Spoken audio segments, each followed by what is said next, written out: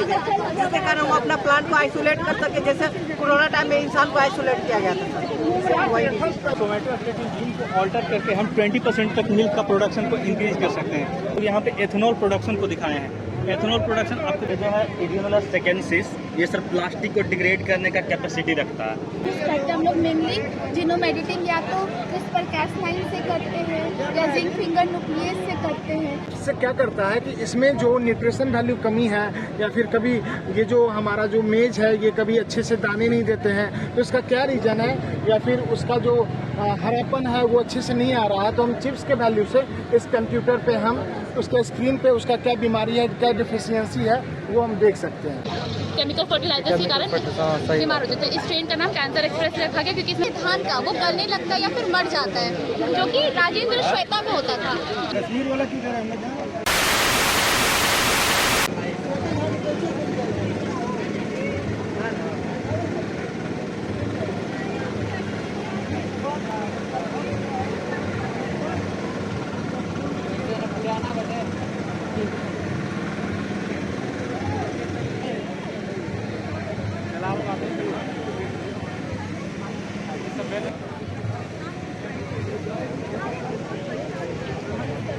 ये वायरस का डिटेक्ट करने के लिए हम लोग सेंटर बनाना चाहते हैं सर, जैसे स्वास्थ्य सेंटर है ना सर, वैसा ही हम लोग का चाहिए, क्योंकि इससे ना सर पिछले साल 2500 करोड़ का ऑल इंडिया में किसान को नुकसान हुआ था इसके कारण सर। अब ये चाहते हैं जहाँ जहाँ मेरा मेजर क्रॉप है सर, जैसे सर पोटैटो का नवादा में सर, तो उस जगह पे सर हम लोग चाहते हैं कि एक बायोटेक्नोलॉजी लैब हो, जिससे हम वहाँ का जो डिजीज है डिटेक्ट कर सकें, वो अर्ली स्टेज में हो, जिसके कारण मेरा प्रोडक्शन लो ना हो। इसके कारण सर पिछले साल लगभग 128 वायरल डिजीज है इसमें सर, पोटैटो में सर। इससे होता है क्या सर, हमारे प्रोडक्ट ना लो हो जाता है सर, को उतना मुनाफा नहीं हो पाता सर। इसी कारण हम लोग सोच रहे हैं कि सर इसके हेल्प में उसका डिटेक्ट करके अर्ली स्टेज में दे दें, जिसके कारण हम अपना प्लांट को आइसोलेट कर सके, जैसे कोरोना टाइम में इंसान को आइसोलेट किया गया था सर। वही गवाह के रूप में खड़ा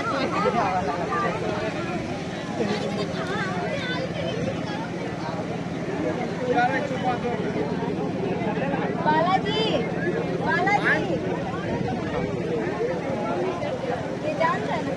हमारे यहाँ जो अभी दूध का उत्पादन कर रहे हैं, हम लोग गाय पालते हैं, तो हम लोग जीन एडिटिंग से, बायोटेक की मदद से उसमें दूध का उत्पादन में बढ़ोतरी कर रहे हैं। इस तरह से कर रहे हैं तो एक टोमेटो स्टेटिन जीन होता है जो गांव में मिल्क के रिलीज के लिए रिस्पॉन्सिबल होता है। उस टोमेटो स्टेटिन जीन को ऑल्टर करके हम 20% तक मिल्क का प्रोडक्शन को इंक्रीज कर सकते हैं। जैसे अभी आपका काऊ का प्रोडक्शन है 10 लीटर है, तो 20% 12 to 13 लीटर तक हम लोग उसको ले जा सकते हैं। उसके लिए हम लोग सुपीरियर काऊ का यूज करते हैं, उसमें जीन के DNA फ्रैगमेंट को आइडेंटिफाई करते हैं जो टोमेटो स्टेटिन के लिए रिस्पॉन्सिबल है, उसको निकालते हैं। उसके बाद उसमें इच्छित जीन जो है, जिसको हम लोग डिजायर्ड जीन कहते हैं, उसको ऐड करते हैं। उसके बाद सुपर एवोल्यूशन से एक डिजायर्ड का उसे निकालते हैं, ओवा को उसमें इंजेक्ट करते हैं। उसके बाद फिर उसका क्लोन तैयार करते हैं और हमको सरोगेट मदर मिलता है। इस सरोगेट मदर जो होगा, इससे जितने भी प्रोजेनी बनेंगे सब में टोमेटो स्टेटिन जीन ज़्यादा मात्रा में एक्सप्रेस होगा, जिसके कारण हमें ज़्यादा मिल्क प्रोड्यूस होगा। के जो भी सेकंड जनरेशन वैक्सीन बना रहे हैं, जो हम लोग फर्स्ट जनरेशन वैक्सीन बना रहे थे उसमें किसी भी ऑर्गेनिजम्स को डेड रूप में या तो वीकन या किल रूप में यूज कर रहे थे, लेकिन जो हम लोग सेकंड जनरेशन वैक्सीन बनाया, जैसे हेपेटाइटिस वी का वैक्सीन बनाया है, अभी कोविड का जो SARS-CoV-2 में जो वैक्सीन बना था आपका, वो सेकंड जनरेशन वैक्सीन है।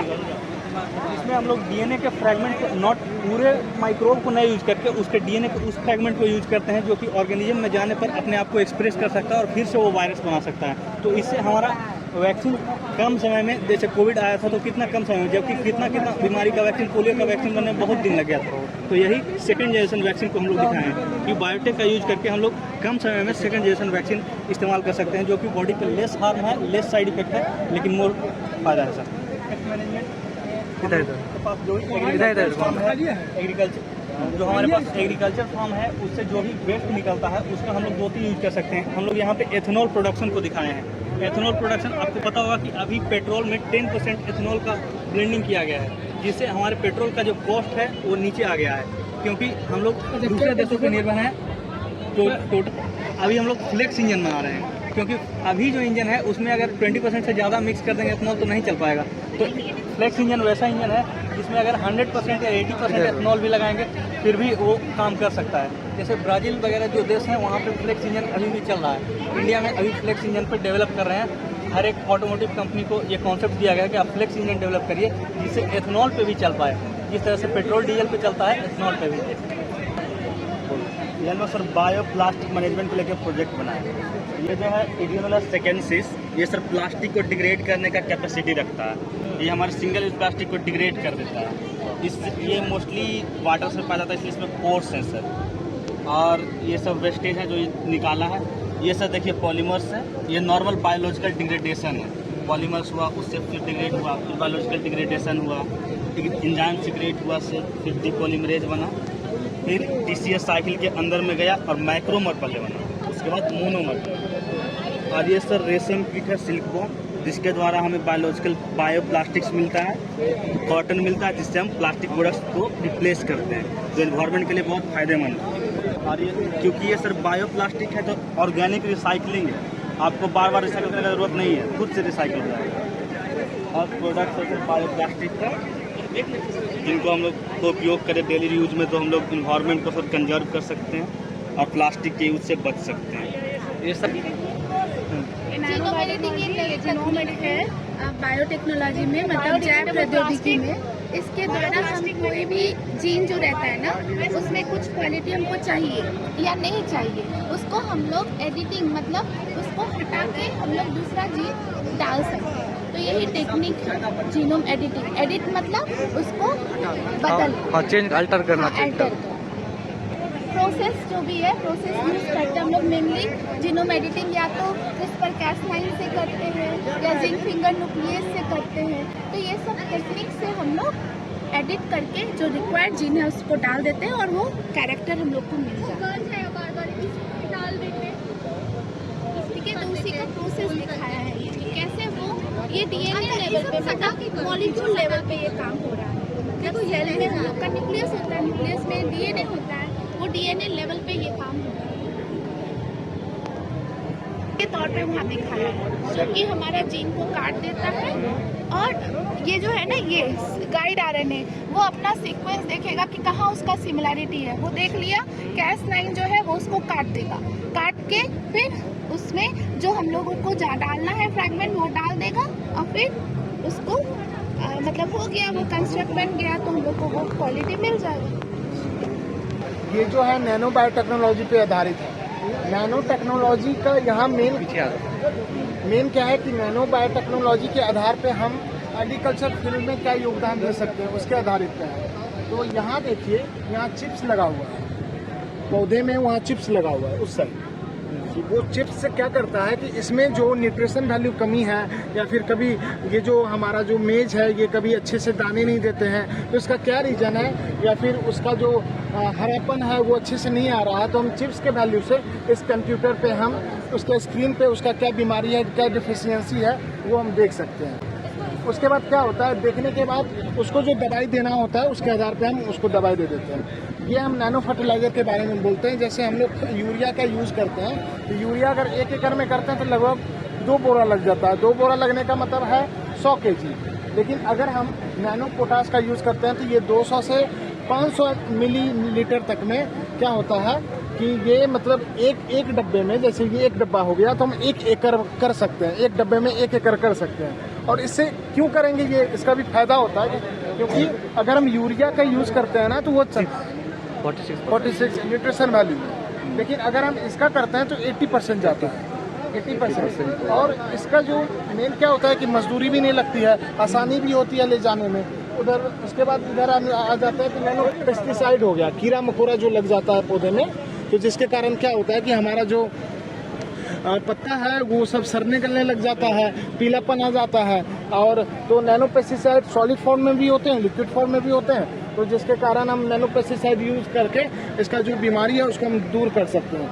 फिर ये जो पाथवे जो दिखाया गया है, इसका दिखाने का मकसद क्या है कि जो भी इंडस्ट्रीज से या फिर कहीं भी नाले से जो कचरे आते हैं उसको हम नैनो फिल्टर के थ्रू उसको हम अच्छे से फिल्टर करके उसके बाद उसको अब्जॉर्ब करके फिर हम दूसरे जगह यूज कर सकते हैं, उसको रीयूज़ कर सकते हैं। और फिर हमारा ये नैनो पार्टिकल्स में आधारित ये हमारा वेक्टर है, मतलब नैनो पार्टिकल्स वेक्टर में जाते हैं। उसके बाद फिर यहाँ से क्या करते हैं, हमको जो डीएनए या नैनो पार्टिकल्स चाहिए वो हम लेके हम लिप्स में इंजेक्ट कर देते हैं। इंजेक्ट इसलिए करते हैं क्योंकि उस लिप्स का जो कैरेक्टर होगा वो इसमें आ जाएगा, और कैरेक्टर चेंज करने के लिए ये करते हैं।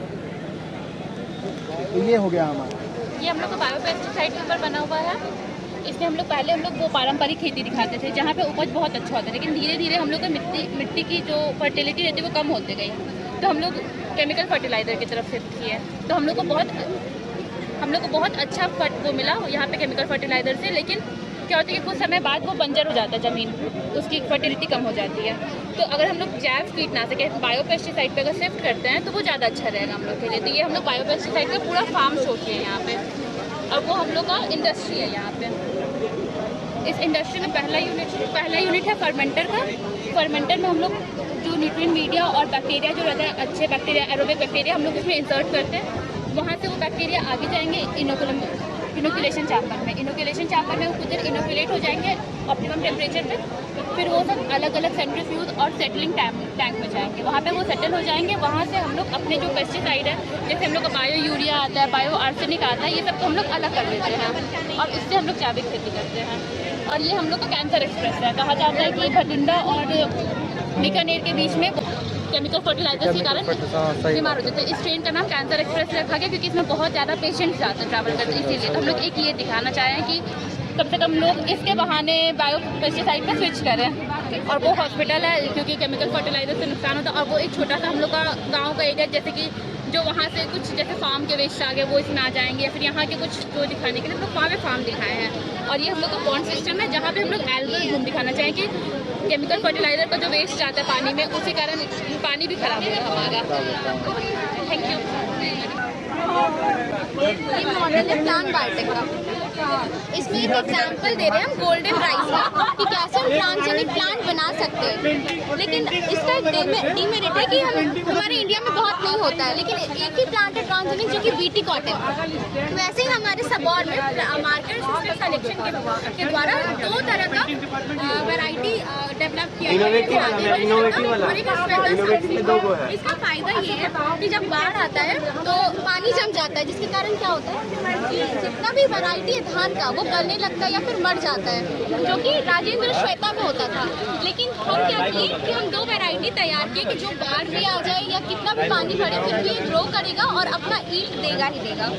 वैसे ही जीनोम एडिटिंग के द्वारा भी हम कैसे प्लांट डेवलप कर सकते हैं या मॉडिफाई कर सकते हैं। ये disease resistant, herbicide resistant plant हम डेवलप कर सकते हैं, और कैसे ये हेल्प कर रहा है ग्रोथ में प्लांट के। आपको हम लोग केसर का प्रोडक्शन कर रहे हैं प्लांट टिश्यू कल्चर और एरोपोनिक्स के हेल्प से। ये आपको प्लांट टिश्यू कल्चर का लैब है। इस लैब में हम लोग मीडिया प्रिपेयर करेंगे। मीडिया प्रिपेयर करके ऑटोक्लेव में हम उसको स्टेरलाइज करेंगे, और यहाँ पे लेमिनार एयर फ्लो और पीएच मीटर के हेल्प से हम एक्सप्लांट को हम एक्सपोज करेंगे, इनोक्यूलेट करेंगे मीडिया में। मीडिया को हम लोग कल्चर रूम में ले जाएंगे, ये पूरा स्टेरलाइज रहेगा। कल्चर रूम में प्लांटलेट्स हम आपको ग्रो करवाएंगे। नंबर ऑफ प्लांट एक बार में माइक्रो प्रोपोगेशन के हेल्प से हम थाउजेंड्स ऑफ प्लांटलेट्स ग्रो कर देंगे। जब प्लांट ग्रो कर जाएगा तो हम उसको हार्डनिंग पे यहाँ पे लाएंगे, हार्डनिंग चैम्बर में। हार्डनिंग चैम्बर में हम लोग प्लांट को एक्युमुलेटाइज करवाते हैं एक पर्टिकुलर इन्वायरमेंट में, कि मान लीजिए कश्मीर में जो इन्वायरमेंट का रिक्वायरमेंट है हम उसको यहीं पे दे रहे हैं, तो उसमें थोड़ा सा प्लांट जब ग्रो कर जाएगा तो हम उसको एरोपोनिक्स वाला हम लाएंगे। एरोपोनिक्स में आपको पूरा टेम्परेचर हम देंगे उतना, और वाटर देंगे।